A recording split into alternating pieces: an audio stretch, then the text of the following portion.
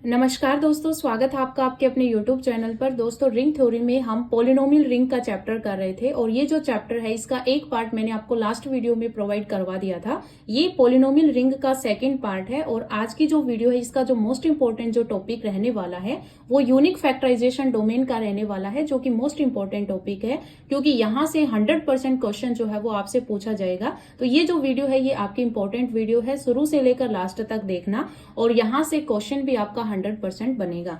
तो देखिए, unique factorization domain की डेफिनेशन करने से पहले हम यहाँ पर कुछ थ्योरम्स करेंगे और ये जो थ्योरम्स हैं ये आपकी मोस्ट इंपोर्टेंट थ्योरम्स हैं। यहाँ से भी क्वेश्चन जो है वो बन सकता है। बाकी आपने यहाँ पर जैसे डिवीजन एल्गोरिथम है और रिमाइंडर थ्योरम है, ये थ्योरम आपने छोटी क्लासेस में पढ़ी हुई है। तो यहाँ पर जो है वो आपका सेम कॉन्सेप्ट ही यहाँ पर यूज होगा। तो देखिए यहाँ पर डेफिनेशन क्या बनती है।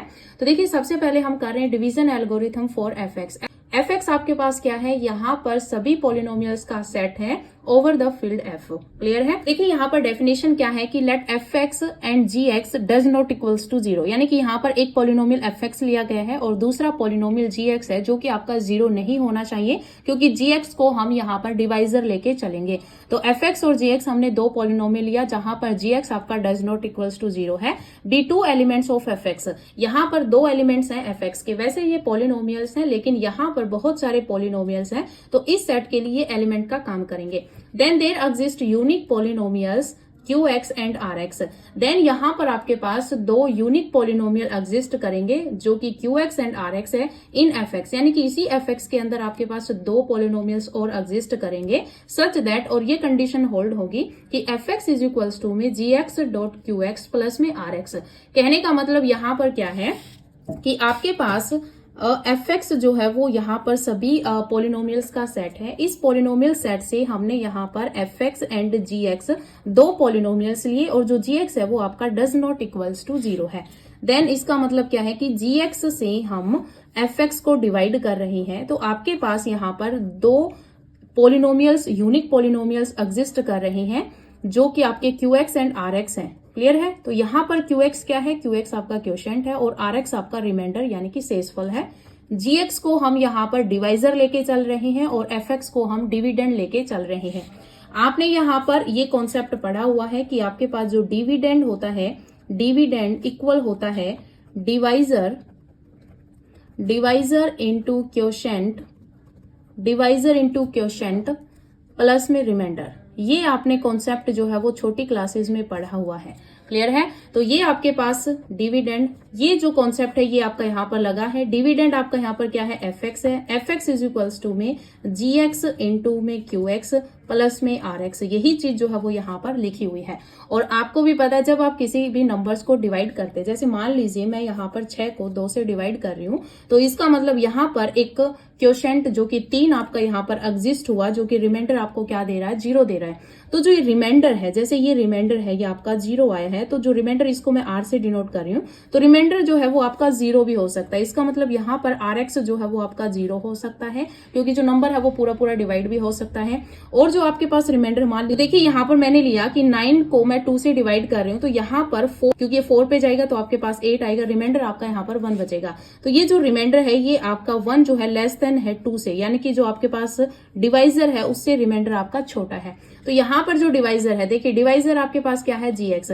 तो देखिए यहाँ पर जो आपके पास ये गिवन है, जैसे कि आपके पास एफ एक्स हो गया, g x, q x, r x, ये सारे पॉलिनोमियल्स हैं। तो इनमें हम छोटा बड़ा कैसे अंदाजा लगाएंगे, वो हम डिग्री से लगाएंगे। तो यहाँ पर जो डिग्री होगी आर एक्स की, आर एक्स यानी कि रिमाइंडर की जो डिग्री होगी वो आपकी छोटी होगी। डिग्री ऑफ डिवाइजर यहाँ पर क्या है, जी एक्स।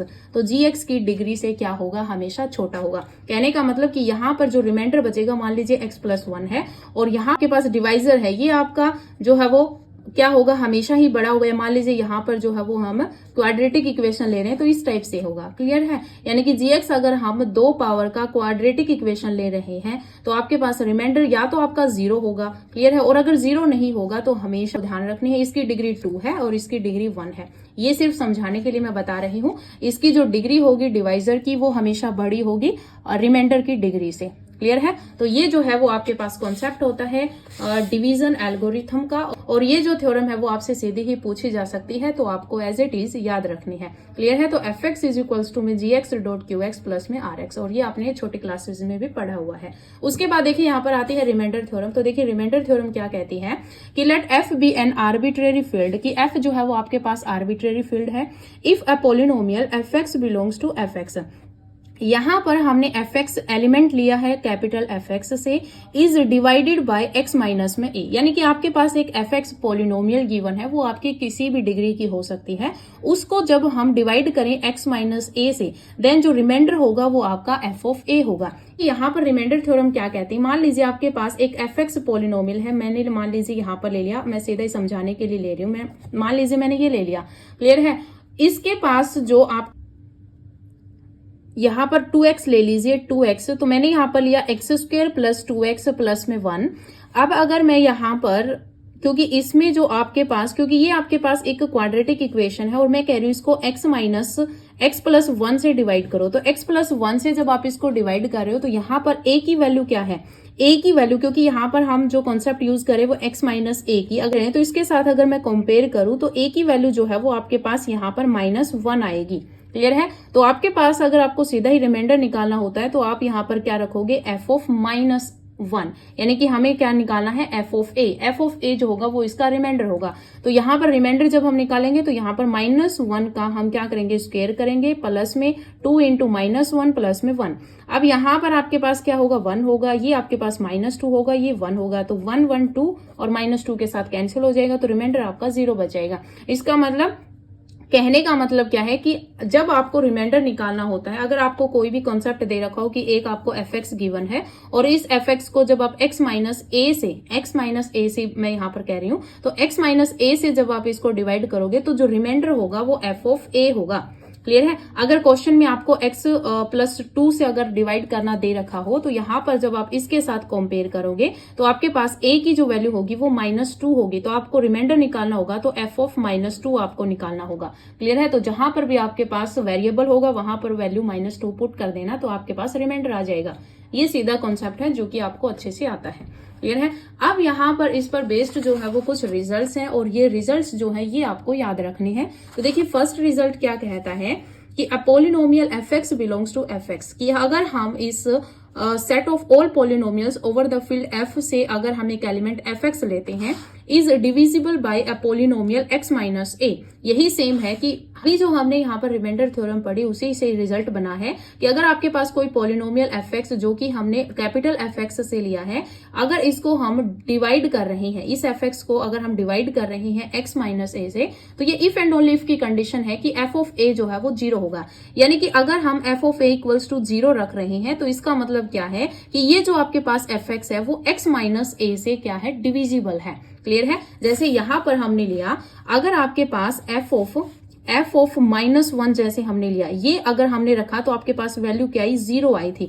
तो अगर ये करने पर आपके पास वैल्यू 0 आई थी तो आपके पास x माइनस ए जो है वो आपका डिवाइजर होगा, किसका, एफ एक्स का। तो यहाँ पर x माइनस करोगे तो ये पहले से माइनस माइनस प्लस हो जाएगा, तो x प्लस 1 जो है ये एफ एक्स को क्या करेगा, डिवाइड करेगा, यानी कि एफ एक्स जो है वो डिविजिबल होगा x प्लस 1 से। तो ये चीज इफ एंड ओनली इफ की कंडीशन में है कि अगर f of a equals to 0 होगा तो x माइनस ए जो है ये डिवाइड करेगा इस एफ एक्स को, या फिर आप ऐसे बोल सकते हो कि F x is divisible by x minus a. और अगर एफ एक्स डिविजिबल है एक्स माइनस ए से तो एफ ऑफ ए जो है वो 0 होगा। क्लियर है। तो इफ एंड ओनली इफ की कंडीशन में आपको याद रखना है। सेकंड देखिए, सेकंड कह रहा है कि let F be a field, कि अगर आपके पास एफ फील्ड है देन एफ एक्स, ये जो आपके पास कैपिटल एफ एक्स है ये आपके पास ring of polynomials whose coefficients are in field f, यानी कि इसके जो कोफिशिएंट्स होंगे वो किसके होंगे, फील्ड एफ से लिए गए होंगे, is a principal ideal domain. यानी कि जो आपको सीधा क्या याद रखना है कि जो आपके पास कैपिटल एफ एक्स होता है ये आपके पास प्रिंसिपल आइडियल डोमेन होता है। क्लियर है। थर्ड रिजल्ट देखिए, थर्ड रिजल्ट कह रहा है कि every ideal in f x is a principal ideal. जैसे आपके पास ये एफ एक्स एक आपके पास पॉलिनोमियल डोमेन है, ये जो एफ एक्स पॉलिनोमियल डोमेन जो है इसका जो आइडियल होता है, अगर आप कोई भी आइडियल लेते हो वो हर एक आइडियल आपका प्रिंसिपल आइडियल होता है। या फिर आप ऐसे कर सकते हो कि ये जो आपके पास polynomial domain f x over the field f होता है, ये आपके पास प्रिंसिपल आइडियल डोमेन होता है। तो ये चीज आपको याद रखनी है। क्लियर है। फोर्थ देखिए, फोर्थ रिजल्ट क्या कह रहा है कि द पॉलिनोमियल रिंग ZX, यहाँ पर इसका मतलब क्या होता है, ZX का मतलब है कि आपके पास ये पॉलिनोमियल रिंग है और इसके जो कोफिशिएंट्स है वो इंटीजर्स होते हैं, जैसे A0 A1 जो होते हैं वो आपके पास इंटीजर से लिए जाते हैं। Over the ring of integers is not a principal ideal ring. ये आपको याद रखना है, जो ZX होता है, ये जो ZX है आपके पास प्रिंसिपल आइडियल रिंग नहीं होता। तो ये आपको याद रखना है, ये over the ring of integers जो है ये आपके पास प्रिंसिपल आइडियल रिंग नहीं होता। क्लियर है। फिफ्थ देखिए, फिफ्थ प्रॉपर्टी कह रही है कि let are be a commutative ring with unity element, कि आर अगर आपके पास commutative ring with unity element है, इफ अगर आपके पास किसी एक एलिमेंट एक्स से prime ideal of R x, यानी कि आर एक कॉम्यूटेटिव रिंग विद यूनिटी है, देन आर एक्स जो है इसका एक प्राइम आइडियल है जो कि एक्स से जनरेट हो रहा है। ये तो अगर एक्स से जनरेट होने वाला अगर आपके पास प्राइम आइडियल है आर एक्स का, देन आर जो होगा वो आपके पास इंटीग्रल डोमेन होगा। तो आर जो है वो क्या होगा, इंटीग्रल डोमेन होगा। तो ये जो आपके पास फिफ्थ रिजल्ट है ये आपको याद रखना है। ये कह रहा है कि अगर आर आपके पास कोई भी commutative ring with unity element है और अगर आपके पास आर एक्स से अगर एक एक्स एलिमेंट लेकर एक प्राइम आइडियल बन रहा है, तो ये जो आर होगा वो आपके पास इंटीग्रल डोमेन बनाएगा। ये चीज आपको याद रखनी है। क्लियर है। नेक्स्ट देखिए, अभी देखिए यहाँ पर नेक्स्ट जो आपके पास टॉपिक आता है वो है यूनिक फैक्टराइजेशन डोमेन। और ये जो टॉपिक है ये आपका मोस्ट इंपॉर्टेंट टॉपिक है क्योंकि यहाँ से 100% क्वेश्चन आएगा, तो ये आपको अच्छे से करना है। तो देखिए इसकी डेफिनेशन क्या कहती है, let are be an integral domain with unity, कि आर अगर आपके पास इंटीग्रल डोमेन विद यूनिटी है, then are is called unique factorization domain. क्या कह रहा है, हम यहाँ पर यूएफडी शॉर्टकट में हम इसको यूएफडी बोलेंगे। हम यूएफडी की डेफिनेशन कर रहे हैं। ये कह रहा है कि अगर आर आपके पास इंटीग्रल डोमेन प्लस यूनिटी, यानी कि आपके पास जो है वो आर एक इंटीग्रल डोमेन विद यूनिटी है, देन इस आर को ही हम यूनिक फैक्टराइजेशन डोमेन बोलेंगे इफ फर्स्ट कंडीशन है कि आपके पास every element of are that is neither zero nor unit. कहने का मतलब क्या है कि जैसे आपको जो है वो आर गिवन है, इस आर के अंदर आपके पास बहुत सारे एलिमेंट्स होंगे। तो ये क्या कह रहा है कि आपके पास हर एक एलिमेंट की बात कही गई है। तो मान लीजिए मैंने यहाँ पर एक पर्टिकुलर जो एलिमेंट है वो ए ले लिया। ये कह रहा है कि हर एक एलिमेंट जो कि किसका है, आर का है, वो या तो वो जो है वो आपका ए जो है वो आपका क्या नहीं होना चाहिए, जीरो नहीं होना चाहिए, और ए जो है वो आपका यूनिट नहीं होना चाहिए। क्या नहीं होना चाहिए, यूनिट नहीं होना चाहिए, यूनिट। और अगर आपको यूनिट का कॉन्सेप्ट नहीं पता तो आप लास्ट वीडियो देख लेना, मैंने आपको यूनिट अच्छे तरीके से समझाया। यूनिट और यूनिटी दोनों अलग अलग चीजें हैं, तो इसमें आपको कंफ्यूज नहीं होना है। तो ए आपका जीरो नहीं होना चाहिए और ए जो है वो आपका यूनिट नहीं होना चाहिए। क्लियर है। देन आप जो ये फर्स्ट कंडीशन कह रही कि ये जो ए है ये आपका जीरो नहीं होना चाहिए और ए आपका यूनिट नहीं होना चाहिए। देन ए को अगर हम finite number of irreducible element, irreducible element की डेफिनेशन भी मैंने आपको करवाई थी कि इरेड्यूसिबल एलिमेंट क्या होता है, कि अगर हम एक एलिमेंट ए लेते हैं वो आपका जीरो नहीं होना चाहिए, ना ही यूनिट होना चाहिए, और हम इस ए को इरेड्यूसिबल एलिमेंट के प्रोडक्ट के रूप में अगर एक्सप्रेस कर पा रहे हैं, तो ये आपकी फर्स्ट कंडीशन होल्ड होती है यूएफडी के लिए। क्लियर है। तो यहां पर देखिए क्या लिखा हुआ है कि every element of are that is neither zero nor unit can be expressed as a product of finite number of irreducible element of r. तो यहां पर जो है वो आर के हर एक उस एलिमेंट के बारे में कहा गया है जो कि ना तो आपका जीरो है और ना ही यूनिट है। देन उस ए को हम इरेड्यूसिबल एलिमेंट के प्रोडक्ट के रूप में लिख पाए, तो वो आपके पास फर्स्ट कंडीशन होती है। क्लियर है। सेकंड देखिए, सेकंड कह रहा है कि if A equal to P1 P2 P3, इसका मतलब यहाँ पर प्रोडक्ट के रूप में है ये, यानी कि यहाँ पर एक तरफ से इसकी फैक्टराइजेशन की गई है। तो ए की हमने यहाँ पर P1 से लेकर PR तक फैक्टराइजेशन की, और देन हमने इस ए एलिमेंट की ही Q1 Q2 से लेकर QS तक हमने यहाँ पर फैक्टराइजेशन की, यानी कि एक ही एलिमेंट की यहाँ पर दो बार फैक्टराइजेशन की गई है। R2 factorization of the same element a. Then r जो है वो एस के इक्वल है। कहने का मतलब क्या है कि अगर यहाँ पर फैक्टराइजेशन में जैसे P1 P2 P3 से लेकर यहाँ पर मान लीजिए P9 तक यहाँ पर इसकी फैक्टराइजेशन हो रही है, यानी कि 9 एलिमेंट्स आ रहे हैं, तो यहाँ पर भी जो आपके पास Q1, Q2, Q3 से लेकर QS जो है, यहाँ पर भी आपके पास जो है वो 9 एलिमेंट्स ही आने चाहिए। क्लियर है? यानी कि 2 फैक्टराइजेशंस तो हमने यहाँ पर की है सेम एलिमेंट की, लेकिन नंबर ऑफ टर्म्स जो होंगी वो सेम होंगी। अगर यहाँ पर फैक्टराइजेशंस में 9 एलिमेंट आ रहे हैं तो यहाँ पर भी 9 ही आएंगे। क्लियर है? And each PI is an associates of some QJ, और यहाँ पर जो PI होगा, जैसे P1 है वो यहाँ पर किसी भी Q1, Q2 किसी के साथ भी जो है वो एसोसिएट्स होगा। एसोसिएट्स की डेफिनेशन मैंने आपको करवाई थी कि जो एक एलिमेंट है वो दूसरे के यूनिट प्रोडक्ट में लिखा जा सके तो वो आपके पास एसोसिएट्स होते हैं। क्लियर है? जैसे एसोसिएट कब होता है, A इज इक्वल्स टू में UB की कंडीशन मैंने आपको कराई थी एसोसिएट्स में, तो वहां पर जो है वो आपके पास हम किसी भी 2 एलिमेंट्स को बोलते हैं कि दोनों एलिमेंट्स एसोसिएट्स हैं। क्लियर है? जहां पर U जो है ये आपका यूनिट होता है। क्या होता है? यूनिट होता है। क्लियर है?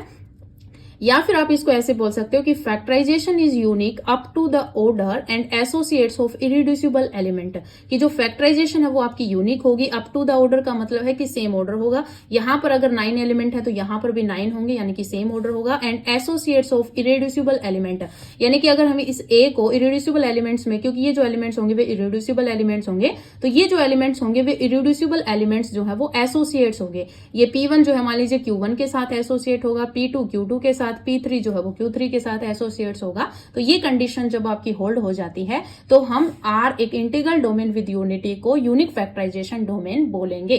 क्लियर है? एग्जाम्पल के थ्रू अगर मैं आपको समझाऊं तो मान लीजिए मैंने यहां पर लिया एक एलिमेंट ले लिया 6 को मैं यहां पर लिख सकती हूँ 2 into 3। अब ये जो 6 है ये किसका काम कर रहा है? A का। तो A को मैंने यहाँ पर 2 into 3, ये भी आपका इरिड्यूसिबल एलिमेंट, तो 2 और 3 को हम यहाँ पर, ये दोनों जो आपके पास है ये इरिड्यूसिबल एलिमेंट्स के प्रोडक्ट के रूप में हमने इसको लिख दिया। क्लियर है? अब देखिए यहाँ पर 6 जो है इसको मैं -2 और -3 इस प्रोडक्ट के रूप में भी यहाँ पर लिख सकती हूँ। तो आप देख सकते हो कि मैंने यहाँ पर एक एलिमेंट लिया जिसको मैंने 2 into 3 और इसी एलिमेंट्स को मैंने -2 -3 यहाँ पर 2 फैक्टराइजेशन के रूप में लिखा। इसमें भी 2 टर्म्स हैं और इसमें भी 2 टर्म्स हैं, तो जो सेकंड कंडीशन थी वो भी आपकी होल्ड हो रही है। फर्स्ट कंडीशन थी कि आपके पास ये जो एलिमेंट है A ये आपका 0 नहीं होना चाहिए और यूनिट नहीं होना चाहिए। तो मैं यहाँ पर सेट ऑफ इंटीजर्स लेके चल रही हूँ, तो ये आपका यूनिट भी नहीं है और ना ही आपके पास जो है ये यूनिट है। ठीक है? और इसको मैं 2 into 3 लिख रही हूँ, इसका मतलब मैं इस एलिमेंट को इरिड्यूसिबल एलिमेंट्स के प्रोडक्ट के रूप में लिख पा रही हूँ। ये दोनों आपके जो एलिमेंट्स है इरिड्यूसिबल एलिमेंट हैं। क्लियर है? अब देखिए यहाँ पर आपके पास ये चीज कही गई है कि जो आपके पास 2 फैक्टराइजेशन आती हैं वो फर्स्टली तो उनके जो, जैसे यहाँ पर R is equals to S दिया गया था कि जो ऑर्डर है वो सेम होना चाहिए। इसका भी ऑर्डर 2 है क्योंकि 2 एलिमेंट्स आ रहे हैं और इसका भी ऑर्डर 2 है, 2 ही एलिमेंट्स आ रही हैं। तो फर्स्ट कंडीशन तो ये थी। जो सेकंड कंडीशन उसी में मैं बात कर रही हूँ, फर्स्ट कंडीशन की R जो है वो S के इक्वल होना चाहिए, और ये था सेकंड कि आपके पास जो PI है वो QJ के साथ एसोसिएट्स होने चाहिए। तो देखिए 2 और अगर -2 की बात करूं तो यहाँ पर देखिए 2 को मैं -1 into -2 लिख सकती हूँ, जहां पर -1 क्योंकि सेट ऑफ इंटीजर्स में आपके पास जो 1 और -1 होते हैं ये यूनिट होते हैं। क्या होते हैं? यूनिट होते हैं। तो 2 जो है वो आपका A का काम कर रहा है, ये B का काम कर रहा है, और ये -1 जो है U का काम कर रहा है। तो मैंने A को U into B के रूप में लिख दिया। तो 2 जो है वो -2 के साथ एसोसिएट है, सेम एज इट इज 3 जो है वो -3 के साथ एसोसिएट्स है। क्लियर है? तो ये आपके पास यूनिक फैक्टराइजेशन डोमेन की डेफिनेशन होती है। क्लियर है? तो देखिए मैं आपको अगेन यहाँ पर बता देती हूँ कि R जो है वो आपके पास इंटीग्रल डोमेन विद यूनिटी है, इंटीग्रल डोमेन विद यूनिटी है। देन इस R को ही हम यूनिक फैक्टराइजेशन डोमेन बोलेंगे इफ फर्स्ट तो कंडीशन है कि A जो है वो आपका 0 और यूनिट नहीं होना चाहिए, कि A does not equals to 0 and unit. Then A को हम इरिड्यूसिबल एलिमेंट के प्रोडक्ट के रूप में लिख पाए। इरिड्यूसिबल एलिमेंट के, मैं यहाँ पर सीधा ही लिख रही हूँ समझाने के लिए, प्रोडक्ट। ठीक है? इरिड्यूसिबल एलिमेंट के प्रोडक्ट के रूप में लिख सकें। सेकेंड कंडीशन है कि अगर आपके पास A को हम P1 P2 से लेकर PR तक किसी फैक्टराइजेशन के रूप में लिख रहे हैं और इस A एलिमेंट को ही हम एक सेकंड फैक्टराइजेशन के रूप में लिख रहे हैं QS। जैसे हमने यहाँ पर 6 को 2 into 3 और 6 को -2 into -3 यहाँ पर 2 फैक्टराइजेशन के रूप में लिखा। देन यहाँ पर जो आपके पास R जो है वो S के इक्वल होगा, यानी कि इसमें जब हम A की फर्स्ट फैक्टराइजेशन करें तो इसमें अगर 5 एलिमेंट्स आ रहे हैं तो यहाँ पर सेकंड में भी 5 ही आने चाहिए। क्लियर है? तो आपके पास R जो है वो S के इक्वल होना चाहिए, और जो PI है, PI को डिनोट करा, P1 P2 ये I से डिनोट कर रही हूँ, PI जो है वो QJ के साथ एसोसिएट्स होना चाहिए। क्या होने चाहिए?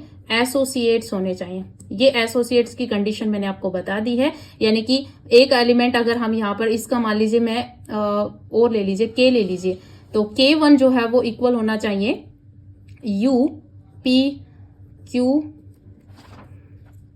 ऐसे ले लीजिए कि P1 इक्वल होना चाहिए U Q1। U आपका यहाँ पर क्या होगा, यूनिट होगा। क्लियर है, ये जैसे मैंने यहाँ पर आपको करके बताया। ठीक है, तो ये आपके पास जो है दो कंडीशन जब होल्ड हो जाती है तो आपके पास जो इंटीग्रल डोमेन विद यूनिटी है वो आपका यूएफडी बन जाएगा। सेट ऑफ इंटीजर्स जो है ये आपके पास इंटीग्रल डोमेन बनाता है।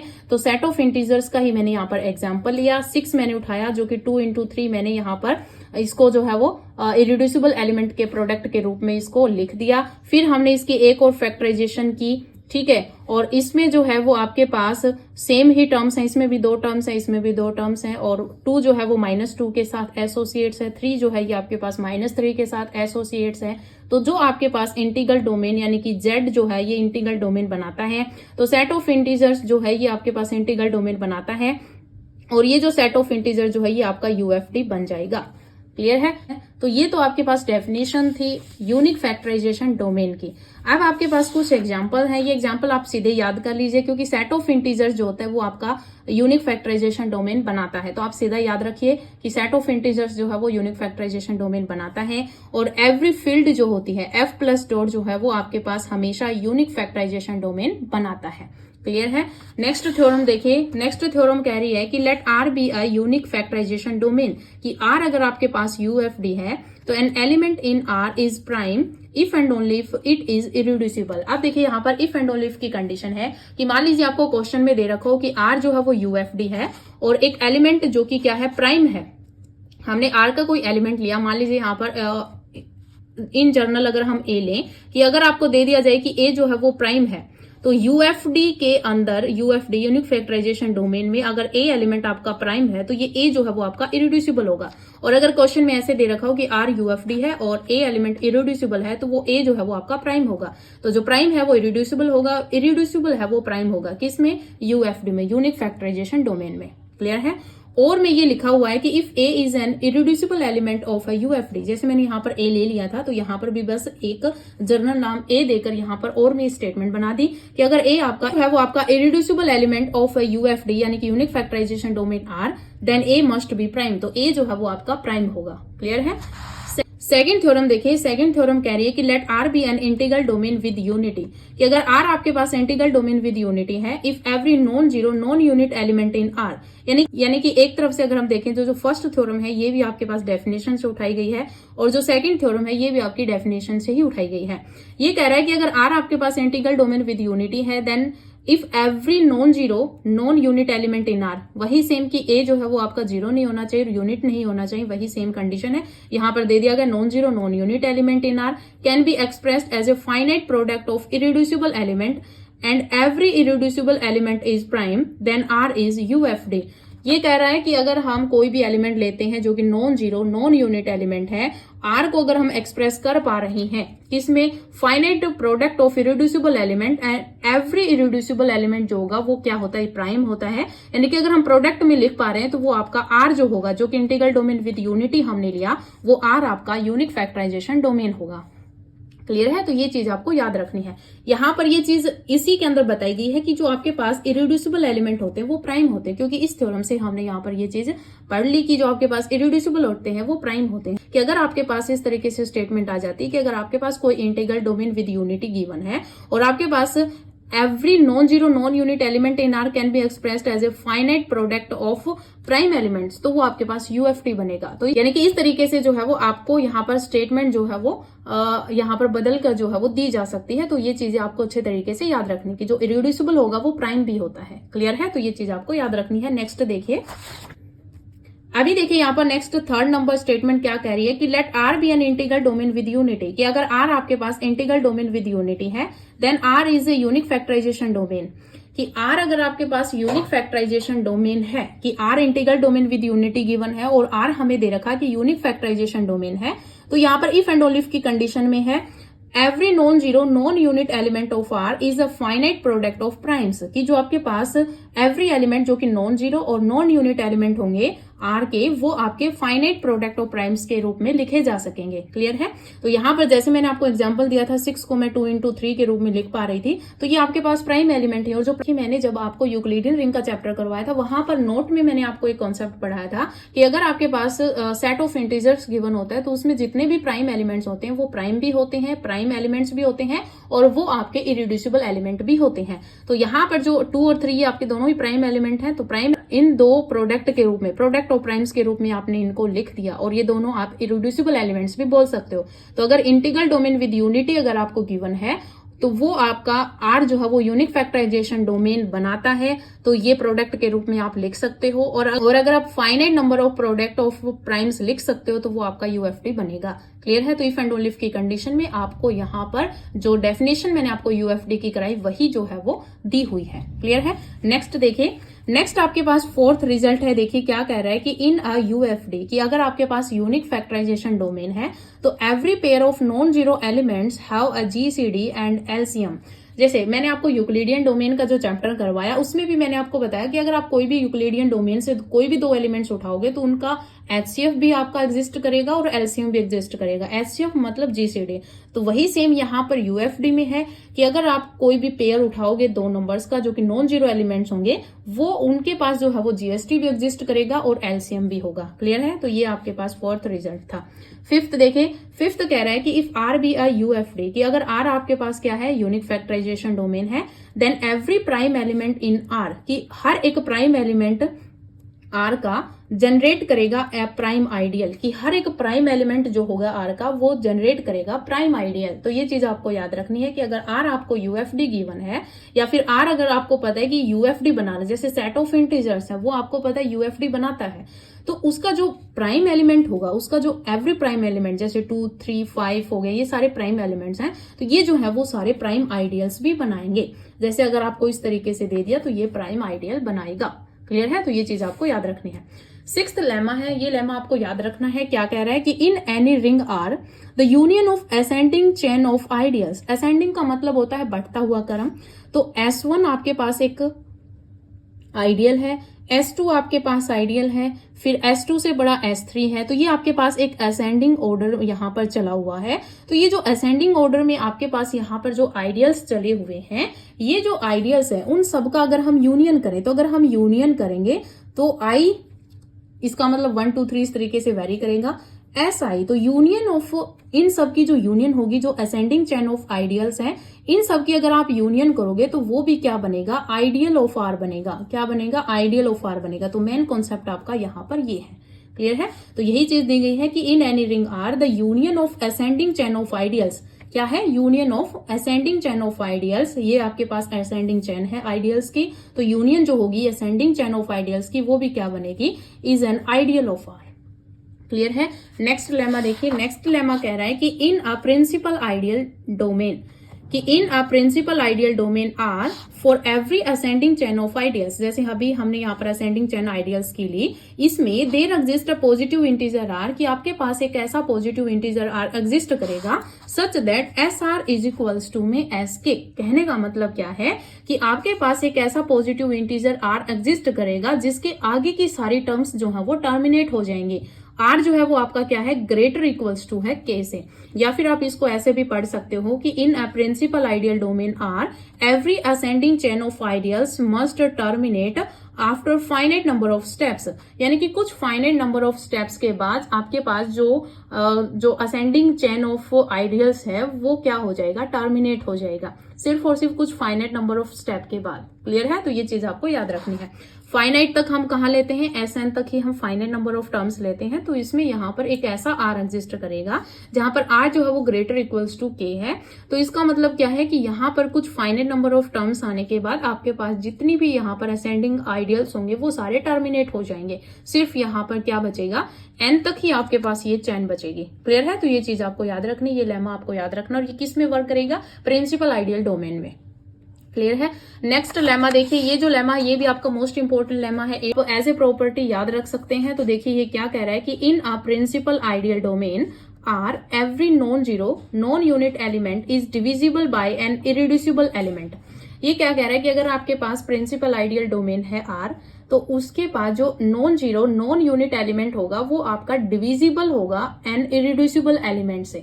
जैसे मैंने यहाँ पर 6 लिया था, 6 को मैंने क्या लिखा था 2 इंटू 3, तो 2 और 3 आपके दोनों ही इरिड्यूसिबल एलिमेंट है। तो ये जो 6 है जो कि आपका नॉन जीरो और नॉन यूनिट एलिमेंट है, 6 आपका डिवाइड हो रहा है 2 से, ठीक है। इसको हम ऐसे लिख सकते 2 डिवाइड 6 और 3 डिवाइड्स 6। क्लियर है। तो 2 जो है ये 6 को डिवाइड कर रहा है और 3 भी 6 को डिवाइड कर रहा है। इसका मतलब जो आपके पास नॉन जीरो और नॉन यूनिट एलिमेंट होंगे वो डिविजिबल होंगे इरिड्यूसिबल एलिमेंट से, किसमें, प्रिंसिपल आइडियल डोमेन में। तो ये जो रिजल्ट है वो आपको अच्छे तरीके से याद रखना है कि आपके पास जो प्रिंसिपल आइडियल डोमेन आर होगा उसका हर एक non zero non unit element जो होगा वो डिविजिबल होगा इरिड्यूसिबल एलिमेंट्स से। क्लियर है। नेक्स्ट देखिए 9th नंबर प्रॉपर्टी कह रही है कि every principal ideal domain is UFD, यानी कि यूनिक फैक्टराइजेशन डोमेन। जो पीआईडी है वो आपका क्या होगा, यूएफडी होगा, और यूक्लिडियन रिंग जो होगी वो यूएफडी बनेगी।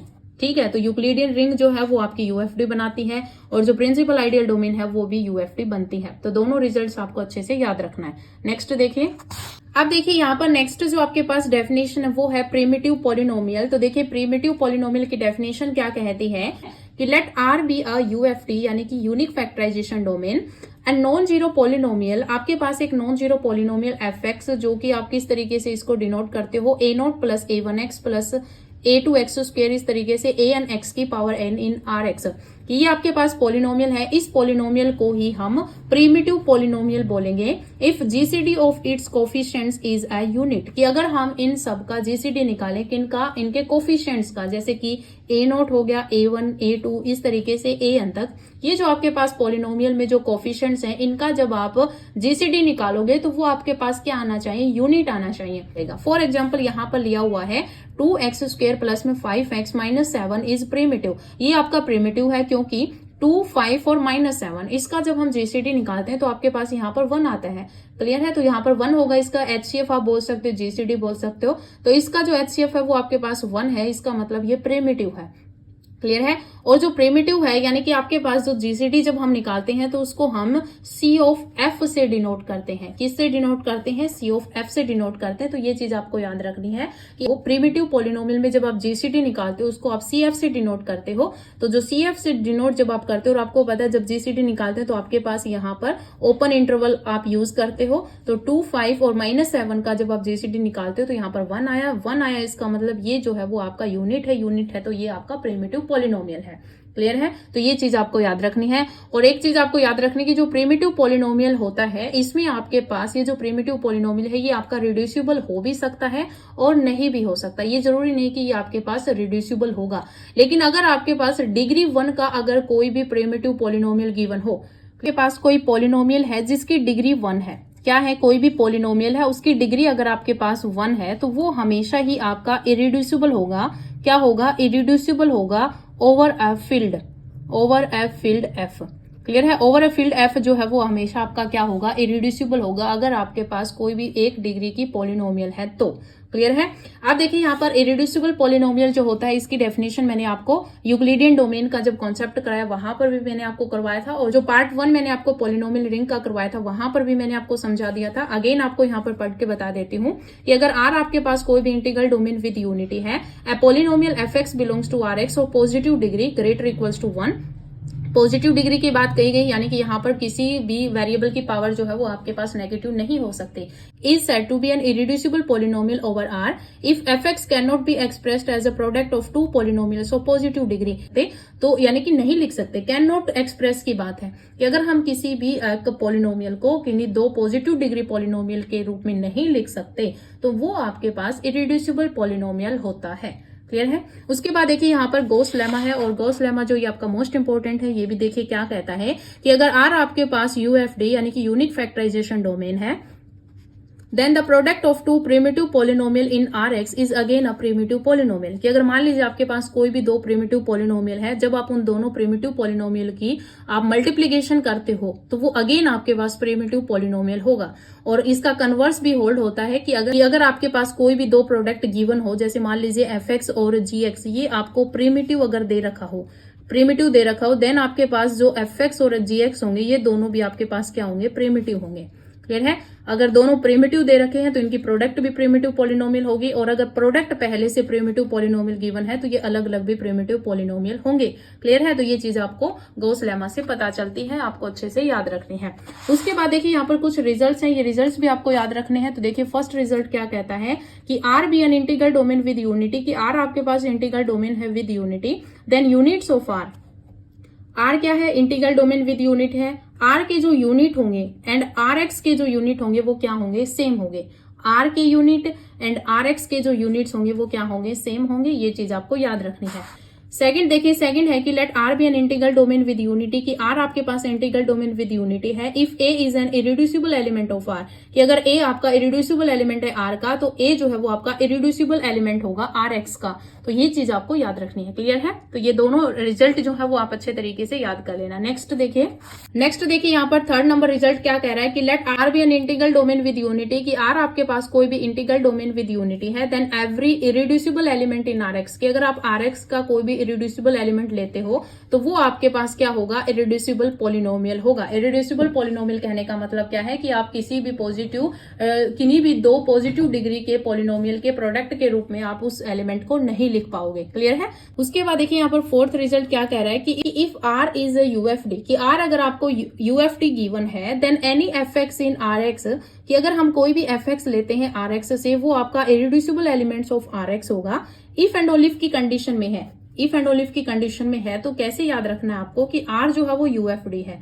देन अगर आपको ये गिवन है कि जो एफ एक्स है वो आपके पास इरिड्यूसिबल एलिमेंट है आर एक्स का, तो इफ एंड ओनली इफ की either f is an irreducible element of R और f is an irreducible primitive polynomial of R x, कि या तो आपके पास एफ जो है वो इरिड्यूसिबल एलिमेंट्स होगा आर का, या एफ जो है वो आपके पास इरिड्यूसिबल प्रिमिटिव पॉलिनोमियल होगा।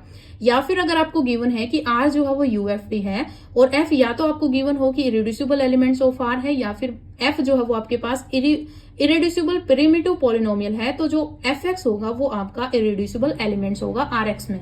क्लियर है। तो इफ एंड ओनली इफ की कंडीशन में याद रखना है।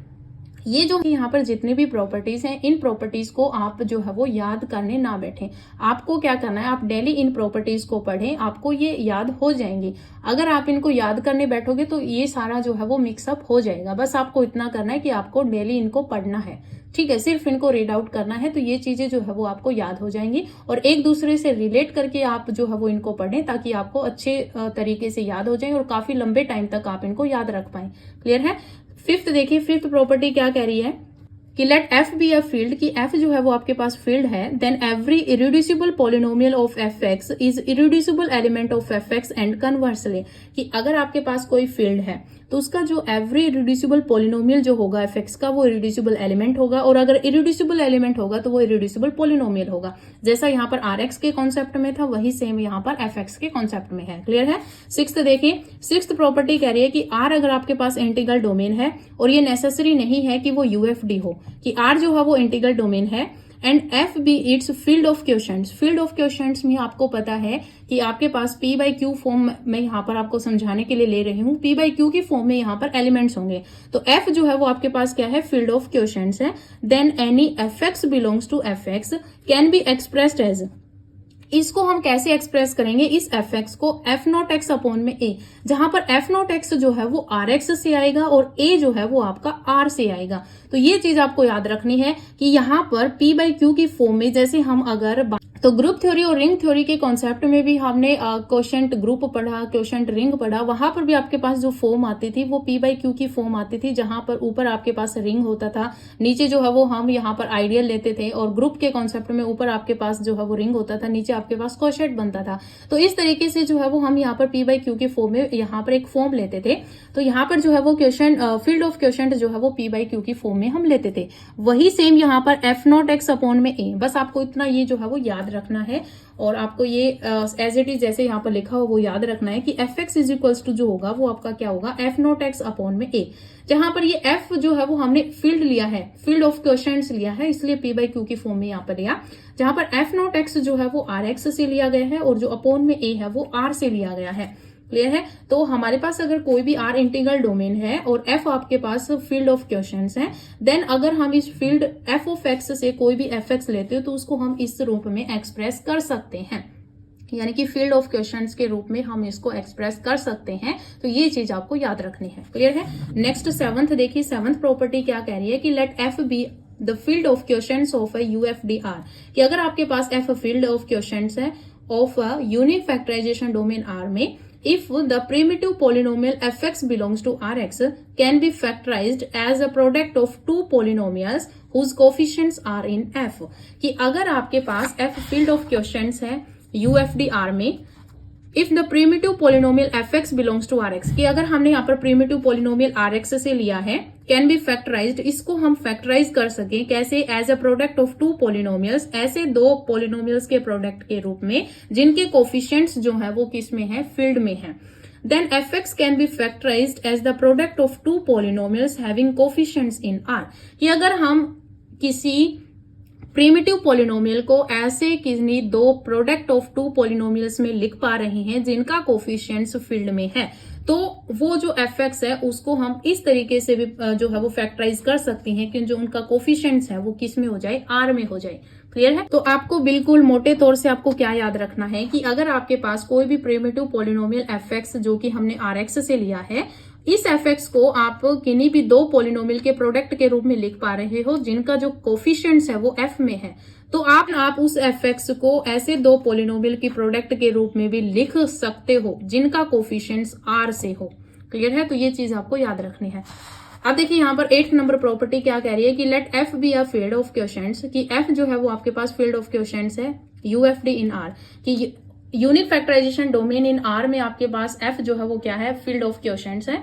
Let f1x f2x be two primitive elements belongs to Rx, यानी कि आपके पास दो प्रीमिटिव एलिमेंट्स हैं Rx से हमने लिए हैं, such that they are associates in fx, ये जो दोनों प्रीमिटिव एलिमेंट्स हैं यानी कि Rx के एलिमेंट्स, इसका मतलब ये पॉलिनोमियल्स ही हैं, f1x f2x जो है ये क्या है, प्रीमिटिव एलिमेंट्स हैं, such that they are associates in fx then they are also associates in rx, कि अगर ये associates हैं fx में तो ये आपके पास associates होंगे rx में, कि fx में associates हैं तो ये rx में भी क्या होंगे, associates होंगे। इसका मतलब क्या है कि f1x को हम u f2x हम इसको लिख पाएंगे, u आपका क्या होगा, यूनिट होगा, तो एसोसिएट्स तो यही कंडीशन सेटिस्फाई करता है, तो f1x जो है वो u f2x होगा, तो ये आपके पास एसोसिएट्स की कंडीशन होती है।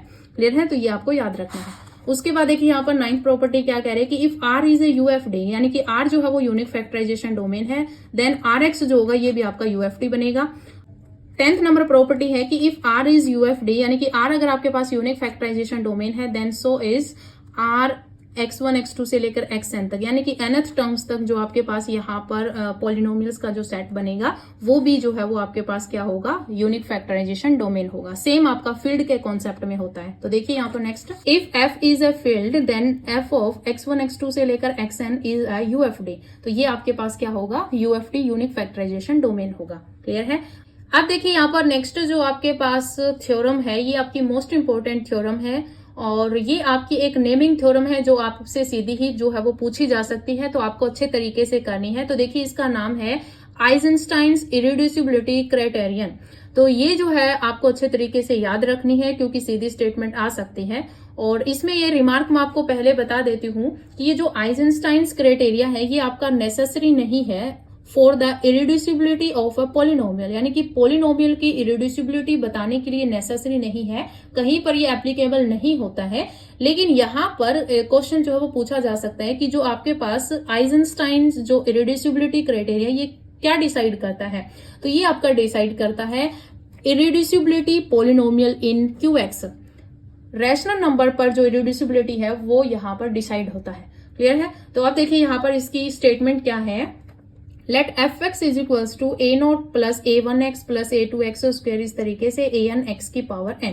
पॉलिनोमियल है b a polynomial in zx, इसका मतलब यहाँ पर a0 a1 जो है ये आपके पास सारे इंटीजर्स हैं। If p is a prime element, अगर आपके पास कोई एक प्राइम p प्राइम एलिमेंट है such that then first condition है कि जो p है वो आपका a0 को डिवाइड करता हो, p आपका a1 को डिवाइड करता हो, p a2 को डिवाइड करता हो, इस तरीके से p जो है वो an-1 यानी कि आपके पास यहाँ पर x की पावर nth डिग्री है, तो इससे पहले की जो आपके पास डिग्री होगी, जैसे x की पावर, इससे पहले क्या होगा, इससे पहले होगा an-1 x की पावर n-1, यानी कि p जो है वो इस एलिमेंट को भी डिवाइड करता हो। क्लियर है? फर्स्ट कंडीशन तो ये है। सेकेंड कंडीशन, p जो है वो लास्ट टर्म के कोफिशिएंट्स को डिवाइड ना करता हो, तो p नॉट डिवाइड an। और जब हम p का स्क्वायर करें, यानी कि जो आपके पास प्राइम एलिमेंट होगा उसका जब आप स्क्वायर करो तो वो आपका डिवाइड ना करता हो a नॉट को, ये आपके पास सेकंड कंडीशन होती है। देन हम बोलेंगे कि fx is an irreducible polynomial in qx। Clear है? तो ये स्टेटमेंट है आपकी आइजनस्टाइन्स इरिड्यूसिबिलिटी की, जो कि आपको एज इट इज याद रखनी है। अब मैं आपको एग्जांपल के थ्रू इसको समझा देती हूं कि आइजनस्टाइन्स इरिड्यूसिबिलिटी क्राइटेरियन क्या कहता है। तो देखिए, मैंने यहाँ पर एग्जाम्पल लिया। मान लीजिए आपको पॉलिनोमियल गिवन है x³ माइनस में 6x प्लस में 2। हमें इसकी इरिड्यूसिबिलिटी चेक करनी है रैशनल नंबर्स के सेट पर qx पर। तो देखिए हम कैसे करेंगे। हमारे पास सबसे पहले क्या होना चाहिए, पॉलिनोमियल होना चाहिए, जो कि हमें क्वेश्चन में गिवन है। अब हम इसको क्या करेंगे, कंपेयर करेंगे। तो देखिए आपके पास fx पॉलिनोमियल क्या होता है, ये होता है a0, a1x, a2x स्क्वायर। इस तरीके से आपके पास यहाँ पर होगा an-1 x की पावर n-1, और फिर आपके पास होगा an x की पावर n। क्लियर है? तो ये आपके पास पॉलिनोमियल होता है। अब देखिए यहाँ पर अगर हम इस पॉलिनोमियल को इसके साथ कंपेयर करें तो मैं इसको ऐसे लिख सकती हूँ, 2 आगे लिख सकती हूँ, फिर माइनस में 6x लिख सकती हूँ, फिर प्लस में 0 इंटू एक्स स्क्वेयर कर सकती हूँ, फिर प्लस में यहाँ पर x की क्यूब कर सकती हूँ। क्लियर है? अगर मैं कंपेयर करूँ तो a0 की जो वैल्यू है वो आपके पास 2 है, a1 की वैल्यू जो है वो आपके पास -6 है, और a2 की वैल्यू जो है वो आपके पास 0 है, और a3 की वैल्यू जो है वो आपके पास यहाँ पर 1 है। हमें सबके कोफिशिएंट्स लिखने हैं। क्लियर है? अब आपके पास जो आइंस्टाइन जो आपके पास क्राइटेरिया गिवन है, उसकी जो फर्स्ट कंडीशन होती है वो ये है कि आपके पास एक ऐसा p प्राइम नंबर, p जो है वो एक ऐसा प्राइम नंबर आपका एग्जिस्ट होना चाहिए कि जो p है वो आपका a0 को डिवाइड करता हो, p आपका a1 को डिवाइड करता हो, p आपका a2 को डिवाइड करता हो। क्योंकि आपके पास यहाँ पर हाईएस्ट पावर 3 है, तो 3 वाले कोफिशिएंट्स को छोड़कर उससे जो छोटा कोफिशिएंट होगा, तो छोटा कोफिशिएंट आपका a2 तक होगा, तो a2 तक आपका ये डिवाइड करना चाहिए। सेकंड कंडीशन, p जो है वो आपका डिवाइड नहीं करना चाहिए an को, यानी कि हाईएस्ट यहाँ पर 3 डिग्री है तो इसके कोफिशिएंट को ये डिवाइड नहीं करना चाहिए। और p जो है, यानी कि p का जब हम स्क्वायर करें तो वो आपका डिवाइड नहीं करना चाहिए a0 को। तो अब देखिए यहाँ पर a0, a1 और a2, अगर हम यहाँ पर देखें तो इसमें आपके पास प्राइम एलिमेंट हम यहाँ पर 2 ले सकते हैं, क्योंकि जो 2 है वो 2 को भी डिवाइड, यानी कि a0 को भी डिवाइड कर रहा है, 2 आपका a1 यानी -6 को भी डिवाइड कर रहा है, और 2 जो है वो 0 को भी डिवाइड कर रहा है, a2 को भी डिवाइड कर रहा है। फर्स्ट कंडीशन होल्ड हो गई। सेकंड कंडीशन आप यहाँ पर देख सकते हो, जो 2 है वो आपका an यानी कि a3, क्योंकि यहाँ पर हाईएस्ट पावर 3 है तो इसका कोफिशिएंट a3 होगा, इसको डिवाइड नहीं कर रहा है। और 2 का स्क्वायर जब हम करेंगे तो 4 होगा, और 4 आपका डिवाइड नहीं कर रहा है a0 को, यानी कि 2 को। तो सेकंड कंडीशन भी आपकी यहाँ पर होल्ड हो गई। तो इसका मतलब आपके पास जो आइजनस्टाइन क्राइटेरिया है उससे यहाँ पर क्या रिजल्ट आता है कि जो fx है, जो ये पॉलिनोमियल है, ये आपका क्या है, इरिड्यूसिबल है। क्या है? इरिड्यूसिबल है ओवर q। ये क्या है? इरिड्यूसिबल है ओवर q। तो इस तरीके से आप यहाँ पर आइजनस्टाइन्स इरिड्यूसिबिलिटी क्राइटेरिया लगा सकते हो। क्लियर है? तो ये चीज आपको अच्छे तरीके से याद रखनी है। तो ये आपका आइजनस्टाइन्स इरिड्यूसिबिलिटी क्राइटेरिया था, जो कि आपको अच्छे तरीके से समझ में आ गया होगा। अगर आज की वीडियो आपको पसंद आई हो तो वीडियो को लाइक शेयर जरूर करें। तो आज इस वीडियो में इतना ही, मिलते हैं नई वीडियो के साथ। धन्यवाद।